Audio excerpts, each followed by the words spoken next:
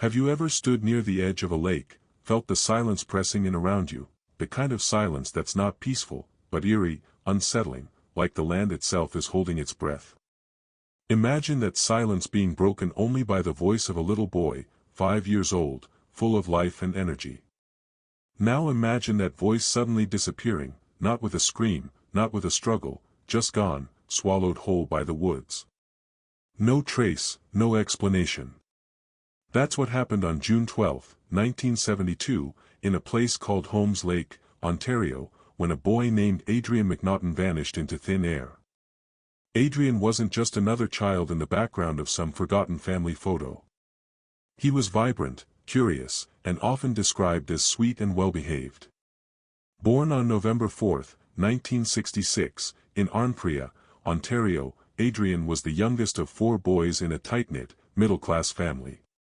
His father, Murray McNaughton, was a well-respected man in the community, and his mother, Barbara, was known for being warm and devoted to her children.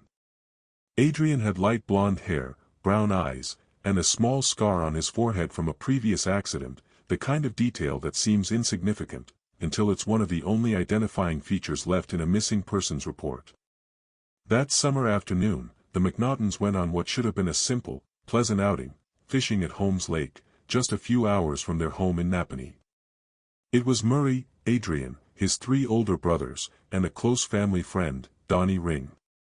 The air was crisp, the lake calm. Nothing felt wrong.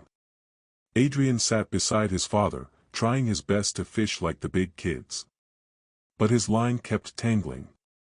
He grew frustrated, as any child would, and handed his rod to his dad.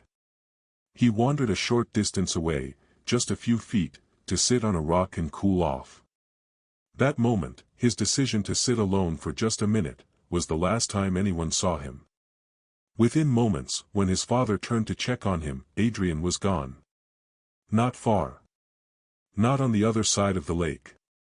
Gone, like a shadow in the trees. Initially, they assumed he had simply wandered into the woods or back to the car. Murray sent one of the older boys to check. The car was empty. That's when panic set in.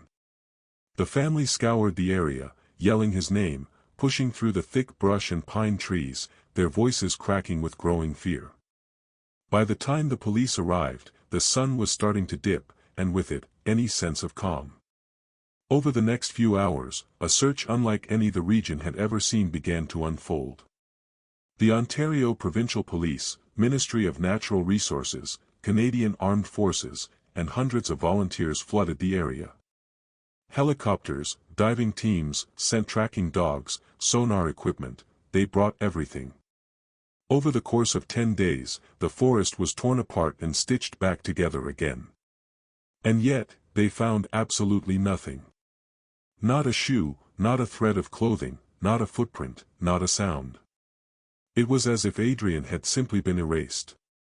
Some believed he may have drowned, but the lake was dragged multiple times. Divers searched every inch of the water, even using sonar to detect anomalies on the lake bed. Cadaver dogs found nothing. The idea that a 5-year-old could have slipped underwater and left no trace didn't sit right with many. The woods were dense, but he wasn't far from the group. He couldn't have gotten far without being seen or heard. And so, other theories began to emerge, darker ones. The most persistent theory, and the one that haunts this case to this day, is that Adrien was abducted. Witnesses in the area mentioned a suspicious vehicle parked near Holmes Lake on the day of the disappearance. It was described as a black and white Dodge, possibly a 1955 or 1956 model, unusual for the region. No one could say who it belonged to.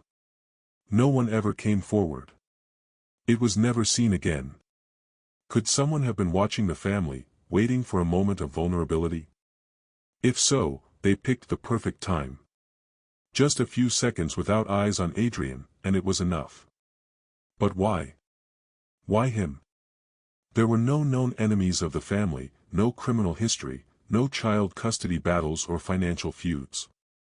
The McNaughtons were good people, ordinary, unassuming, happy. But that doesn't stop predators. If this was a targeted abduction, the motive was chillingly simple: opportunity. Still, police pursued every lead. They looked into locals and seasonal visitors. Every registered sex offender in the area was checked. No one stood out. No one matched the car. The investigation went nationwide. Adrien's face was printed in newspapers across Canada, tips poured in, psychics called with visions, and still, nothing. Years passed. The case grew cold.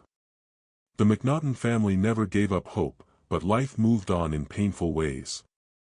Birthdays passed. Holidays came and went with an empty chair at the table. His parents clung to theories, dreams, prayers. Some believed Adrien had been taken and raised under a different name, perhaps even unaware of who he really was. Others felt in their bones that he had died that day, whether by accident or at someone's hands. Then, decades later, a new spark reignited the investigation. In 2016, Canadian journalist David Ridgen launched a true crime podcast called Someone Knows Something, and its first season focused entirely on Adrien's disappearance. Ridgen had a personal connection to the region and was drawn to the case for its sheer mystery. Working with the McNaughton family, forensic experts, and cadaver dog handlers, Ridgen revisited Holmes Lake and applied modern techniques to the search. The cadaver dogs picked up something unusual beneath the water, prompting divers to explore a new section of the lake that hadn't been searched thoroughly before. What they found wasn't definitive, but it was enough to chill the blood. A small object resembling a tooth, and a piece of rubber possibly consistent with the sole of a child's shoe. For a moment, it seemed like answers were within reach. But forensic testing revealed that the tooth wasn't human. The rubber? Unidentifiable. It could have come from anything, at any time. Once again, the case drifted into the unknown. The podcast brought national attention to Adrien's case. It stirred memories. Old tips resurfaced. People began asking new questions. One suspect emerged in the form of a man who had once lived nearby and reportedly had a violent past involving children. His name has never been released publicly, but Ridgen's investigation alluded to interviews and background checks being conducted. This man had no alibi for the time of Adrien's disappearance, but no physical evidence ever tied him to the crime. Police questioned him thoroughly.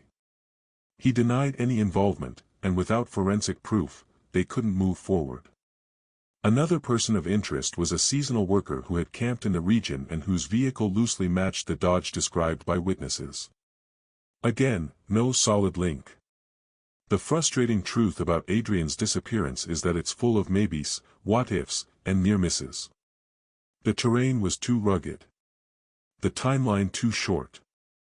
The evidence too scarce. Every suspect had just enough distance to stay untouchable. Every lead came close, but not close enough. What makes this case so deeply disturbing is the nature of its setting. Holmes Lake isn't in the heart of a bustling city.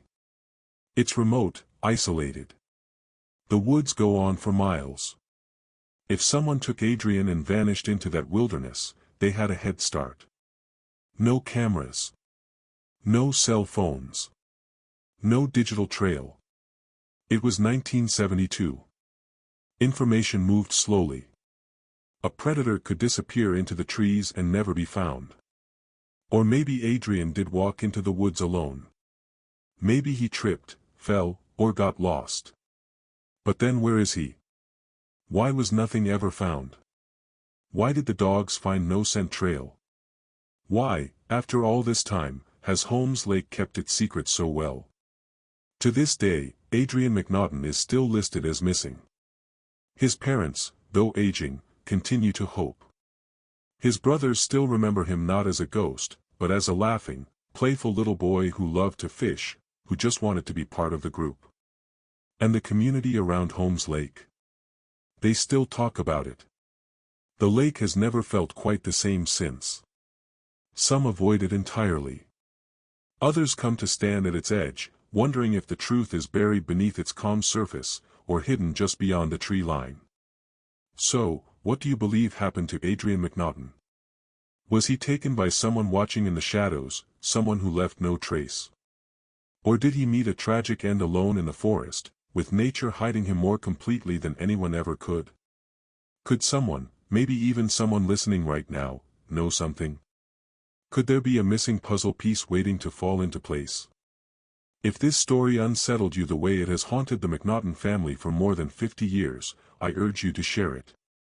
Speak his name. Keep his story alive. Because sometimes, the difference between a mystery unsolved and a truth uncovered, is one person paying attention. Like, share, and subscribe to Samuel Podcast for more true crime stories, forgotten mysteries, and cold cases that deserve one more look. And if you have any thoughts or theories, leave a comment. Let's talk. Until next time, stay curious, stay cautious, and never assume that the woods are ever truly empty.